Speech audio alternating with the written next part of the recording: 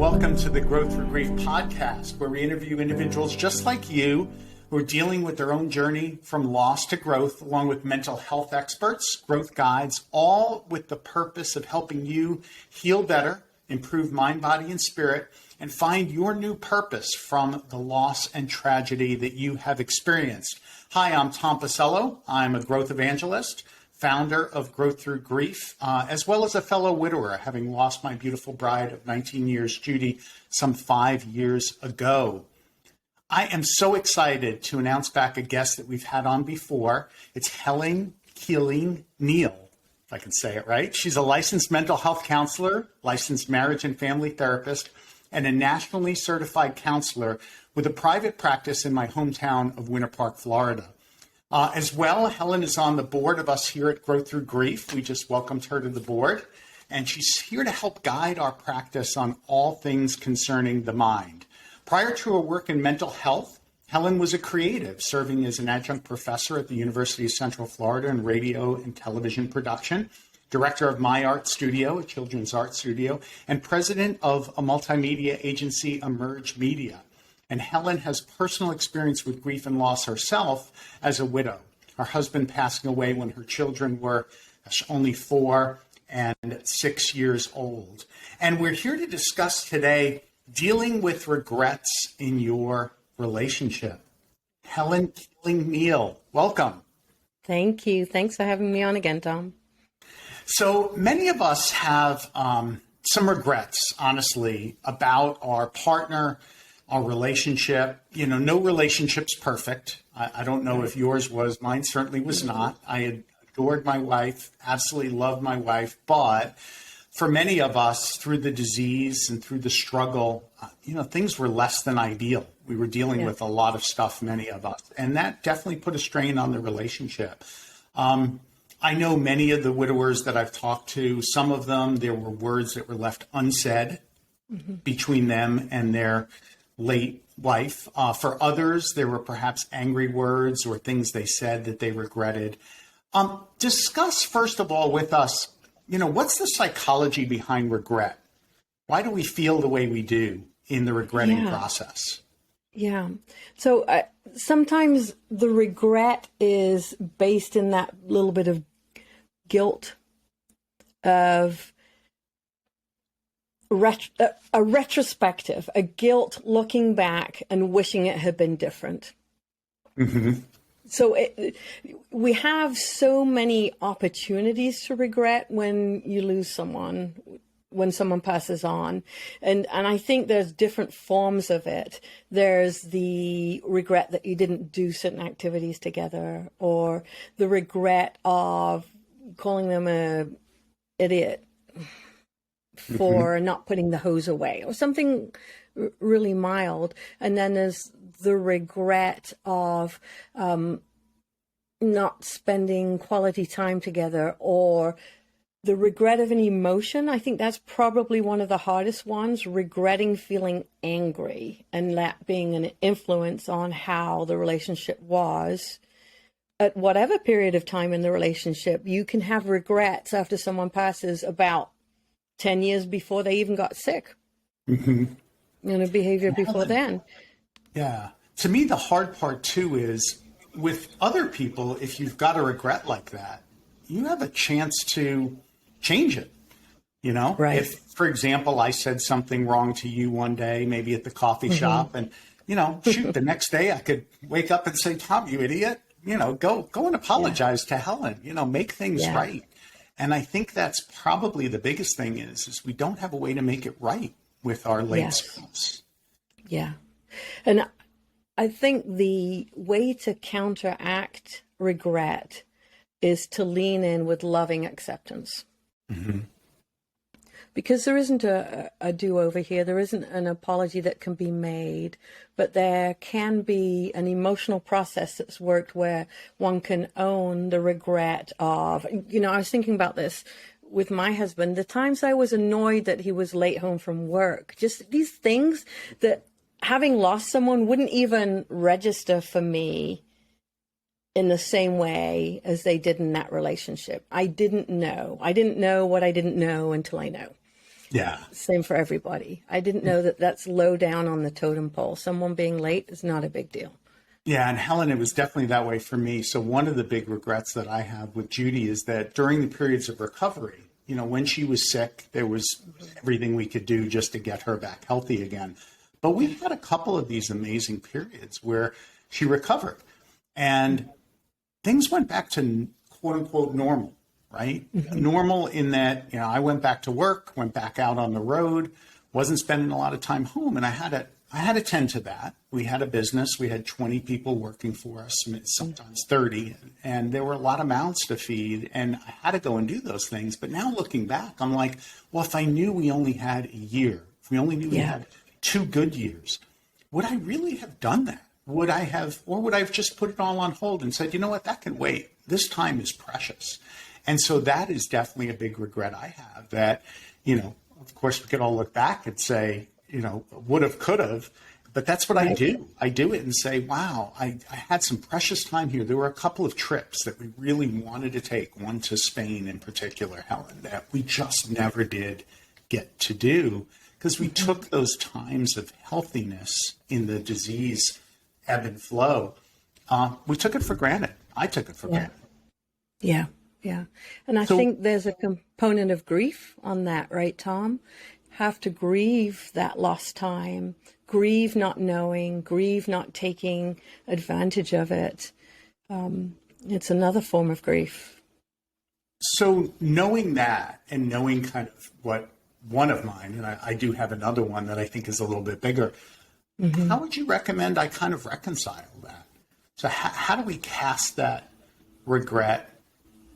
Maybe not aside, because I think you need to recognize it. As you said, you kind of have to confront it. But how do we overcome it so that it doesn't keep coming up as a negative thought that could potentially hold me back in my healing process? Right. That eats you away at you, right? Sort of gnaws at you. Well, I'm a big fan of EMDR, eye movement desensitization reprocessing. So that's a really great way to work on the regret and work on it from a very deep manner to release that negative belief that's stored, because probably what you have stored that as, the regret might be in that statement of I didn't do the right thing, or I should have done better, or I'm not good enough. Those kinds of negative beliefs in there. So using EMDR as a technique to release those. But I think self-forgiveness is huge here. The understanding that you didn't know what the time frame is, and you were in survival mode a lot of the time, and your coupleship was in survival mode. That was very, very difficult. She was really ill. There was contention around that. There's always contention with illness, because of the amount of stress. So self-forgiveness is really important there, and bringing a compassionate lens to the fact that if you did have to do this over again, if you had a do-over for this, you would do it differently. But we don't know what we don't know until we know. Yeah. Now, Helen, that brings me to the second kind of regret that I have. You didn't know that, again, I was going to go on the couch with you, and I'm glad you are. And just be psychoanalyzed by this. But heck, we might as well put it out there, because I know that a lot of people have these same kind of issues. And, I don't mind sharing and revealing some of this if you don't mind trying to have me as a quote unquote virtual patient here. Absolutely. And give me some advice that hopefully will help others. So the other big regret I have, and this one is a little bit more complex, but I know one that other people have had to go through, is that through the sickness process, we definitely started to resent each other. And it's harsh to say that. So let me couch it with, again, love. I think deep down, she loved me. I loved her. We were together through it all, and we were there for each other through it. However, I could see in certain instances and things she said and things she did that she regretted that I went on living in a lot of ways the life that I had before, and that she couldn't do those things. And we had a strong partnership in the business, and she was a big part of that. And through the sickness, she really couldn't do many of the things she did before in that partnership.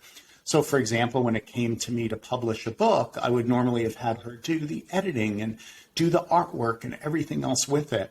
And I think she resented that I was able to do that and I had to do it with other partners who were part of the business, but not with her. And I don't think she ever really got over that and did resent that quite a bit. And vice versa. There were things that I resented in her. Again, not to seem harsh with it, but when someone's going through a disease like this, they're not the same person that they were before. Judy had a brain tumor that was on her pituitary. It affected her serotonin, her melatonin. It was a midbrain disease, and it impacted her greatly. She was not the same person she was physically. She was not the same person she was. There were times where I would think in the back of my head, wow, I'm married to a 70 and 80-year-old, and I'm young 50s and really active. And it was hard. It was hard to not, in some ways, not to have those feelings of resentment there. So that co-resentment definitely led to me now looking back at it saying, wow, I regret that we didn't go to therapy on that. I regret that we didn't reset the relationship now with new expectations, not coming in with those old expectations of I'm your partner and I'm going to be able to do everything I did before and contribute to the business, Judy to me or me to her. Well, I'm 50 years old and I want to go climb a mountain. I want to go, go running. I want to go, on a whitewater rafting trip, and you can't do those things with me anymore. Yeah. So what I'm hearing is that you lost your person before you lost your person. Yeah. And she, in a way, lost her person before she left. Yeah. In the sense of the partnership that you had was combined in work and parenting and being together, and the illness separated that for you guys. And it changed everything.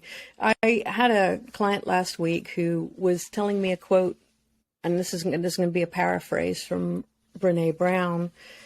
And she was talking about resentment and how resentment isn't anger, it's envy.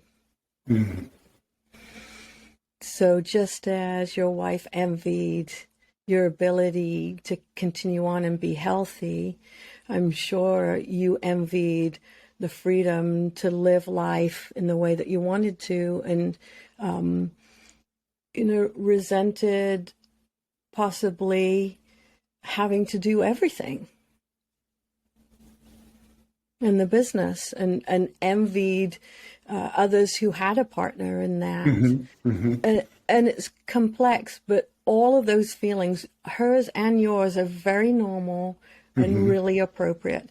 It just leaves you afterwards with this sense of sadness and regret. Yeah. And then, Helen, I think you're hitting on it, which is the first thing we need to do is kind of step back and say, grace. Grace is the word that comes to us. It's so funny. I wrote that word down earlier. Yeah. Talk about that a little bit and why that's so important. Yeah. Grace is a term that we're used to in spiritual worlds, right? But to me, grace represents giving someone, including oneself, the space to be human, to err, to make mistakes and know that they're still a good person and okay on the other side of it. And that really you were doing the best that you could at that moment in time, and so was she. Yeah, I completely agree in that, because the struggle was real through that. Yes. And we were trying to be the best. She was trying to hang on for the kids and for me and for everything that she stood for. And, I was trying to hold it all together as well. And in there, it wasn't a very graceful time as you're watching this and you're watching the disease unfold. It's ugly. It's really rough. Anyone who's been through it. I know many of our brothers suffer from PTSD from some of that ugliness that was there. Yes, it's really quite awful in the end stages, right? Yeah. Visually, what you see your loved one going through or hearing the pain, just really, really impactful. Yeah. But coming out of that, I think we have to find that grace again, find that grace to give room in our hearts to say, yes, wasn't perfect, but tried, and we're human. And I think until you can start to give yourself that grace, you really haven't created that healing space. Yeah, exactly. My husband had been in rehab for drug treatment about 3 weeks before he went into the hospital. He came out of rehab, and I was pissed. I was so mad. This is the second rehab. I was so angry, and he was undiagnosed. So we didn't know that the liver cancer was going on. And when we went to the hospital because he was having trouble breathing, and we'd been together to the gastroenterologist a week before he went into the hospital, who'd just dismissed him and said, we need to do a scope. We didn't know he was in severe liver failure right there and then. So he went into the hospital, and they were trying to prescribe him pain medications. And I'm going, he's an addict. No, he's an addict. And the doctor looked at me and he said, this is not the time for that. Yeah. But I didn't know that he was dying. He was dying right there and then. He was in end-stage liver failure, and we didn't know. And, it took me years to stop being upset with myself for being upset with him. So as we look at this, you and I are two examples here. Our relationships were not perfect, yet I think that we're always expected to portray these relationships as if they are perfect. Yeah, especially after someone passes on. After someone dies, there's that putting them up on a pedestal kind of piece. But I don't know about you, but I was still angry. I was angry for a long time. And my anger changed and it shifted, because anger changes from anger, in part for me with David, because of how he had abused his body with drugs and alcohol, because it contributed to his death. And then anger that he was gone and I was having to deal with everything by myself, and anger at the financials and all these different feelings. And of course, underneath the anger was just this desperate sadness about the loss. Yeah. But, we all have issues in relationships. I don't know one relationship that hasn't had issues in it. That's normal. That's a human condition. That's the partnering condition. And so, we're left with dealing after the loss of the person with the issues that were in the relationship, even maybe before they were ill or whatever was going on before, and now the loss of that person too. Mm-hmm. And in some ways, not being able to share some of the regrets we might have, because we're trying to portray the relationship as if it was perfect, and not wanting to talk about maybe some of the things that we regretted that we're still hanging on to, or the fight that you had, right? Or the issues that the conflict that was still going on toward the end. Yeah. I'll never forget, my eldest daughter was about maybe 9. So this was 3 years after David had died. And she was up one night and she was just having a really hard time, and she was really angry and she was really upset. And she said to me, and she burst into tears as she said it, she said, "I'm so angry at Daddy for dying." I'm going to get emotional here. Yeah. And then she said, "But I feel so terrible about myself for being angry at him for dying." Yeah. And here's a little 9-year-old who's experiencing that kind of conflict, right? And I'm sure that you've experienced that conflict. I've experienced that conflict. I still experience it every once in a while, in a moment when I'm like, I got to deal with everything with my kids all the time, everything, all the time, kind of feeling. Not how it was before, but that dichotomy of feeling is really hard. And the truth is, we can feel both at once. Yeah. So I think what we're saying is, look, that, and she was 9 years old at the time. 9, yes. 9. So at 9-year-old, she's capturing that child inside us that's experiencing these things. Right. It's there for the 9-year-old, it's there for us as adults. So is there a stepwise way to kind of take this regret and, heal through it? What do you recommend as the steps that we can take, Helen, to kind of help us to get through this? Yeah, I think it's really important to talk about the really difficult things, because we don't talk about how angry we are at them, or how resentful we are, or how we might have yelled at them after they went through chemo, or because you were so upset. Or I had a friend who you just was so upset, and because she just changed her husband's diaper again, and he had another accident, and she just like lost it because of that, because she was so overwhelmed and so stressed and just, felt terrible about it. We have to talk about these things. We have to talk about them because it's normal. Mm-hmm. And everybody does it. And we don't have to sort of glorify them in this glow of, oh, yes, they are dearly departed, angelic people, when the struggle was so real. We have to be able to say the dark things that we said or did to somebody in safety who's going to care for us anyway, no matter what it is, and just sit with us and witness that sorrow and that darkness, however it is, and say, it makes sense. I understand. Yeah. You are not a bad person because of it. And I think, Helen, a therapist could be that. Thank you for listening to my story today and being that person for me in this moment. Yeah. It could be a fellow widower brother, right? Who probably has the same regrets, the same issues or similar things. I'm sure they might have different regrets, but they're still manifesting in a very similar way. Or perhaps a dear friend, male or female, that you can share with. Really, really helps. And I do think that talking about it, cognitive behavior therapy is, talking about these challenges and getting them out there. I think that's the first step in the healing process, right? Yeah, definitely. Because we tend to not have perspective when they're inside our heads. They just take up so much space and just go around and around and around. But the second we verbalize them out, we get to externalize it and look at it more practically. Okay, I was exhausted. I hadn't slept for 3 days. They were so ill. This was going on. I was trying to run a business. You were trying to run a business, to sustain a household and 20 employees, right? Of course, I was angry. Of course, I was upset. Yeah. And so talking about it kind of takes it from here, right, where it's running around and you have deep feelings attached to it, emotional and reptilian feelings, right? Fight or flight that occur. Verbalizing it puts it here into your frontal lobe, and then and then it externalizes it, so you can then have some perspective, outside in almost perspective, that you can kind of now observe it and move it around and say, okay, why did I feel that way? How is it? And begin reconciling it, right?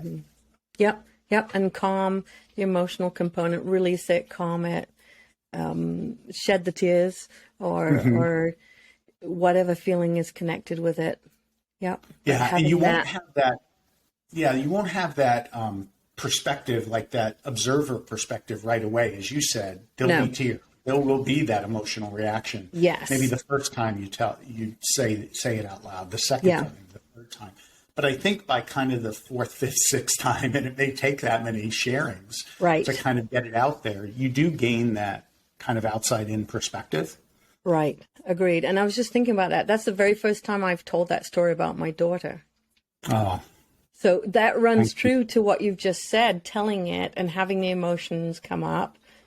I could tell it now without it having the same effect, but it's the first time I'd ever told that piece. Yeah. And thank you so much. That is key. And then again, EMDR can help with this too. There's other techniques as well.